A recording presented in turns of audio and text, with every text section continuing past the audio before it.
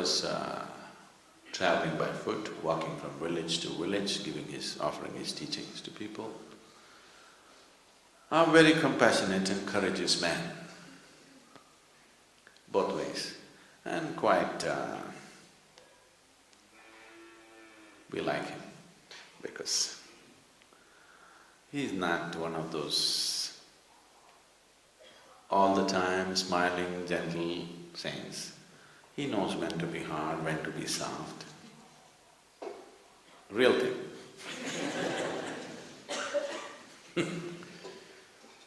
So one day, he happened to be a guest in a home of a very rich man in the area.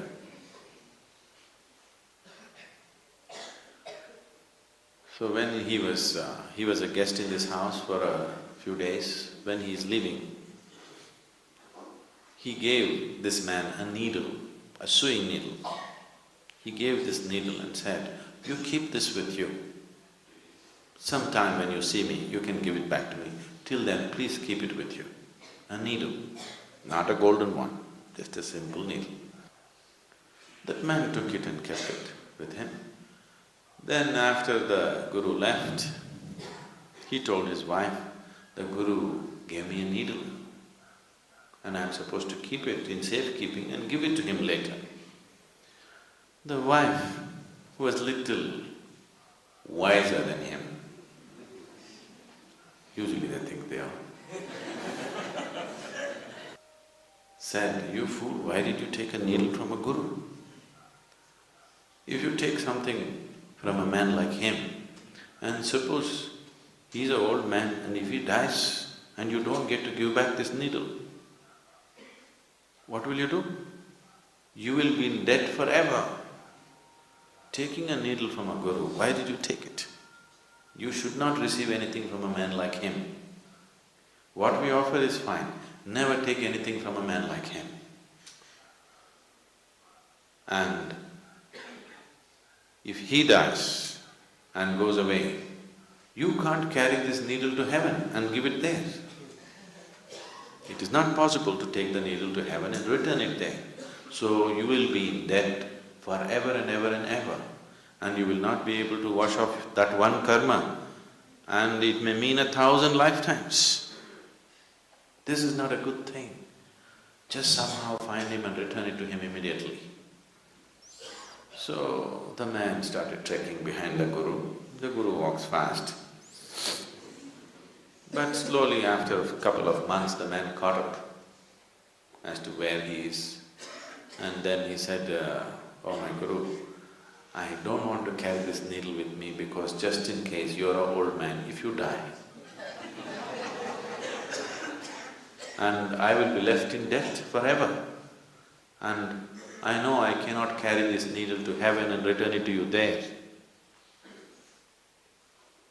So, Guru Nanak said, "So you know that you can't carry this needle to heaven. You know that, right?" He said, "Yes." "Then when you know this, that you can't carry a needle, what are all these things that you're accumulating? You will not be able to carry any of that. If you can't carry a needle, definitely you can't carry anything else." Then the man got the message. He fell at his feet and he went back home, sold everything that he can sell, just kept what is needed for his family, for him and his family.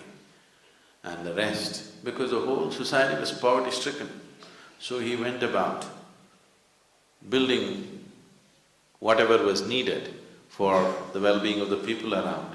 All these days, people were living in poverty, he was going on accumulating.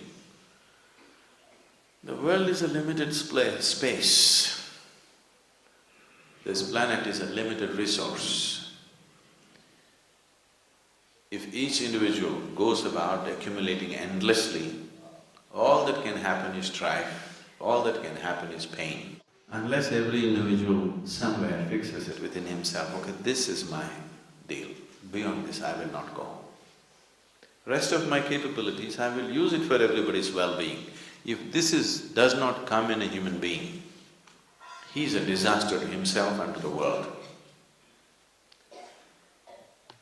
The disaster on this planet is not earthquake, not volcano, not a tsunami.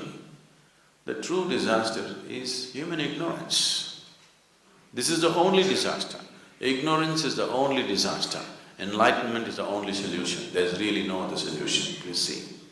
So, spiritual process, if it has to become alive, this is not about renunciation. This is just about living sensibly. Wrong words have been put by external scholars. There is no such word as renunciation in any of the Indian languages, if you don't know this. Yes? There is no such word as renunciation in Sanskrit language. It is the outside scholars who come and say, oh, this man is renounced. No, he's embraced the whole universe and you think he's renounced. That is your understanding, because you cannot think of life without possessing this one part of the planet is mine, without that you cannot live. Somebody has embraced the whole universe, so he did not think he has to gather it because all the stars belong to him. The whole galaxy belongs to him. He did not think it is necessary for him to gather something and keep it in his bag or in his bank. It did not arise, it did not occur to him. This is not renunciation. So understanding life from an inner perspective, not from an objective sense, because objectively whatever you perceive is only good enough for survival. You need a subjective perception of life.